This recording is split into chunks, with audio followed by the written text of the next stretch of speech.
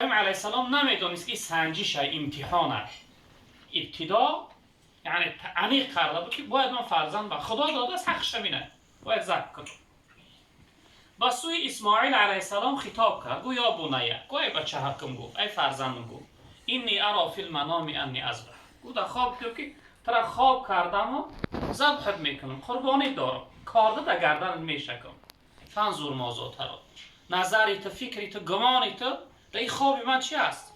تسلیم میشه راضی میشه در راه خدا قربان شدن یا اینکه راضی نیستی؟ وقتی میگه ابراهیم علیه السلام خودش ارادش قوی بود و تسلیم بود که فرزندش در راه خدا ببخشه، اسماعیل هم به یگان است و بیست و شک شبه تسلیم شد. گفت یا ابتی افعل ما تؤمر. و ای پدر جان گفت بجا بیار او امر که پروردگار برات عمل کرده است. ستجدونی ان شاء الله من الصابرین. گفت ان شاء الله من از جمله صبر کنندگان میابی. مفسرین یک مثال دارند میگه هر پدر در برابر فرزندش باید مثل ابراهیم در برابر اسماعیل باشه. پدر تا کار در گردنش نمون، پدر تا در راه خدا ببخش انا قربان شدن شد. فرزند تا یعنی عالمی در دینش که قاری در دینش که خادمی در دینش که از فرزند تا خلق خدا فایده ببره. فرزند تا یعنی فایده بخشنده در جامعه باشه. جناب پیامبر صلی الله علیه و سلم میگه خیر الناس من ینفع الناس. میگه بهترین مردم انسانی که فایده رسان مردم باشه. هر انسانی که در دنیا فرزندش در راه خدا بخشید ان شاء الله که از روی فرزند افتخار میکنه. مقاله تاجیکی هم داریم که فرزندی خوب باغ پدر، فرزندی بد داغ پدر. فرزند خوب باشه، عالم باشه، قاری باشه، خادم باشه، در هر جای وقت قرائت کنه، صحبت کنه، خدمت کنه، وقتی بگن خدا رحمت کنه گذشتگانش یا خدا برکت بیا پدر و مادرش، پدرش دیگه سرش عرش بالا میشه که فرزند منه که الحمدلله مست فلان کاری گناه کرد، پدر و مادر چقدر خجالتمند میشه، ناراحت میشه. و این خاطر ما و شما باید قصد کنیم از این لحظه که فرزند داشتیم، از این لحظه قصد کنیم که ان شاء الله آینده فرزند من در راه خدا میره و خدمتگار دین خدا، خلق خدا، راه خدا بشه. امروز ببینید برادر عزیز که ما در جمعیتمون اهل علم های کم داریم، طالب علم ها، ملا بچه ها، عالم های کم داریم. سببش میدونه چه اکای جون؟ سببش اینه که ما پدرها غیرت همت اسلامی و خیلی پست است. ما دلمون نمیشه که فرزند ما از خود جدا کنیم در راه خدا نزد یک اشان قاری اکای داملا نزد یک انسان خوب ببریم تا اینکه او ادب و اخلاق بیاموزه، تا اینکه او آینده در خلق خدا در جامعه پیشوا و راهنما و راهبر شود. وقتی فرزند تا پیش داملا برده نمیشه، میگه کاملا نزدیک که بچه من نزنه که گیشنه نمونه. همه فرزندش برای شرینه. نه که انسان باید عزیزترین، بقدرترین، بهترین چیز در خدا ببخشه. امروز ما را صدقه بکنم باید میکنیم عجیبه کنیم پلی میده میکنیم که صدقه کنیم. نه، باید ما چی؟ بهترین چیز ما به خدا را ببخشیم. ابراهیم علیه السلام یگانه یک اسماعیل داشت. تسلیم شد که در راه خدا باشه. و به این خاطر باید که ما و شما هم این فرزندا را چیکار کنیم؟ حرکت کنیم که در راه خدا باشه.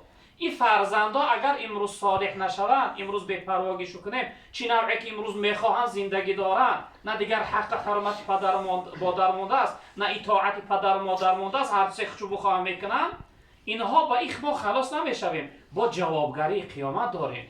جناب پیامبر صلی الله علیه و سلم فرمود کلکم راع و کلکم مسئول عن رعیه. هر کدام شما از این رعیت در نزد خدا در قیامت پرسیدن. میپرسم پروردگار بچه دادم در برابرت فلانی به دهک فرزند میسوخ نداشت، آیا تو غم فرزند تا خوردی یا نه؟ بچه تا در راه خدا بخشیدی یا نه؟ و این خاطر اکاهای جون ما حرکت کنیم که فرزندایی که خدا برای ما دست بهترین نعمت هست. پروردگار در قرآن فرزند هیبه میگه یهب لمن یشاء اناثا و یهب لمن یشاء ذکور. میگه بعضیتون دختر هیبه میکنم، بعضیتون بچه هیبه میکنم، بعضیتون هم دختر و هم بچه هیبه میکنم، بعضیتون با عقیم به نسل میگردونم. در این خاطر ما باید وقتی انسان میگه از خداوند فرزند طلب بکنه، پروردگار ما را در قرآن تعلیم داده است. دعای از ابراهیم علیه السلام که حضرت میگه دعا کرد که ربی هب لی من الصالحین. فرزندی مطیع اطاعتگر، یک فرزندی حلیم، یک فرزندی خوب برام نصیب گردان. فرزند صالح نباشه، خوب نباشه، والله قسم در این دنیا هم رنج میتیه، عذاب میتیه. گفتی همو مقاله کلانای خودمون که ای دستی همو میبری میره، در این با خلاصی نداره، با در قیامت جوابگری داره. من پیشتر هم حکایت کردم، شیخ سعدی حکایت داره در دوستانش، میگه به یک شهر حضرت مردی سیاح بودن، میگه شهر به شهر سیاحت میکردم میگشتم، به یک شهر میگه حضرت گذرم افتاد، بعد یک شخصیت نزدم اومد، گفت از من پرسید که از پروردگار دعا کده، پروردگار من فرزند که فرزند ندارم، ادعو الله ان یرزقنی ولدا، دعا کده خدا من فرزند دار کنه. بعد میگه در حقش دعا کردم در حقش، گذشتم رفتم از اون شهر، در بین میگه 20 سال گذشت، بعد 20 سال دوباره با همون شهر میگه گذرم افتاد، بعد میگه از همون مرد پرسیدم، تام شخصیت فرزند نداشت و حضرت پیش نزدش نقل کرده شیخ سعدی، متصل تمام نوع تبابت کردم، تمام نوع دعاخونی را کردم، شیراه بود گشتم، فقط اونم میخواهد، ای بالا نشید از امر نیافتم. بعد میگه از همون مرد پرسیدم، تو هم شخصیتی که دعا پرسید از مدت کجا های؟ بعد گفتن حضرت در زندان های، در ترمه های. بعد میگه گفتم سبحان الله، چی سبب شد که زندانش کردن، محکمش کردن؟ بعد میگه گفتن که حضرت خداوند بچه دارش کرد، پروردگار یک بچهش داد، این فرزند چقدر نازک ارکه کلان کرد، گلی چیزا میدادش، ناز برداریش میکرد، فرزندش صالح نامد، فرزندش خوب نامد، فرزندش یک نفر از زد کشت، گریخ از شهر رفت، در جای فرزندش خچه بردن محکم کرد. بعد حضرت وقتی حکایت تیار میمون، بعد در آخر چی میگه؟ میگه این شخصیت به هزار نظر و نیاز، به هزار گریه و ناله و دعا از خداوند بلا طلب کرد. فرزند نه، فرزند صالح نباشه بلاد میشه اکوی جون. برای چی؟ هم در دنیا هم میتیه با این خلاص نمیشه، با در قیامت در بالا دعوا مینه.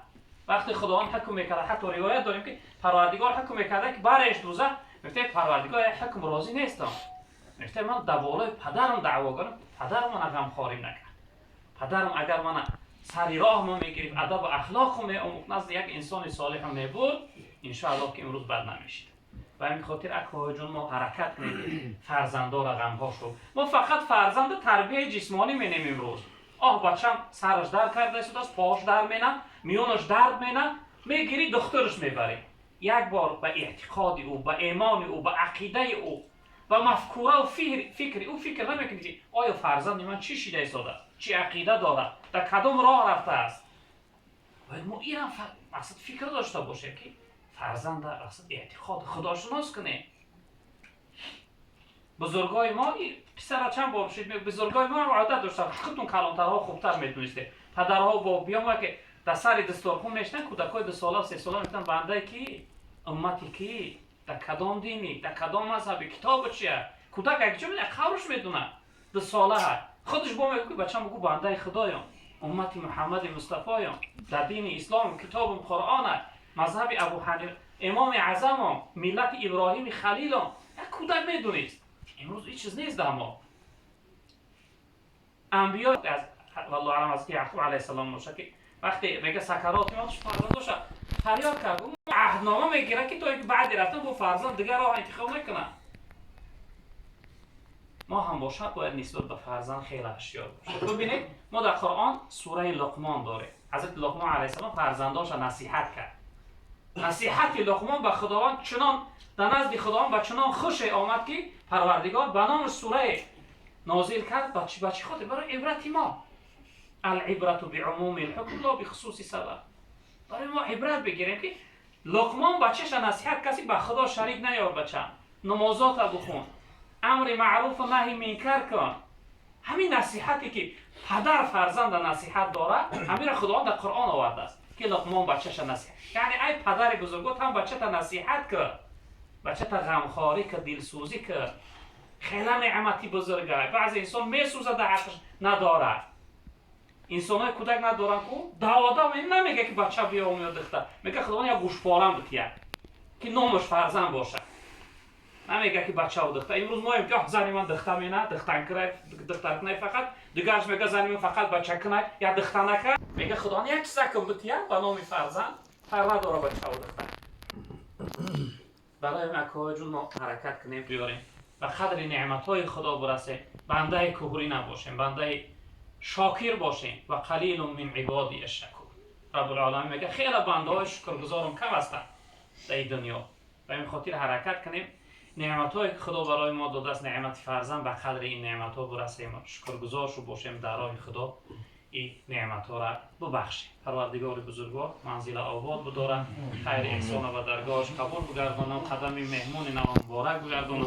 پروردگار بزرگوار به کمال پیری برسانش، عالم با عمل، خدمتگار اسلام مسلمین جمعیت نور چشم پدر و مادر بگردان. پروردگار جمعیت ما را بخت سعادت دنیا و آخرت نصیب بگردان. از بلاها و آفتها و مصیبت‌ها و مشقت‌ها ما را در حفظ امان بگردان. پروردگار مشکلی‌های دینی و دنیایی من آسان بگردان. پروردگار خاتمه ما به خیر بگردان. و صلی الله تعالی علی خیر خلقه مولانا محمد و آله و اصحابه.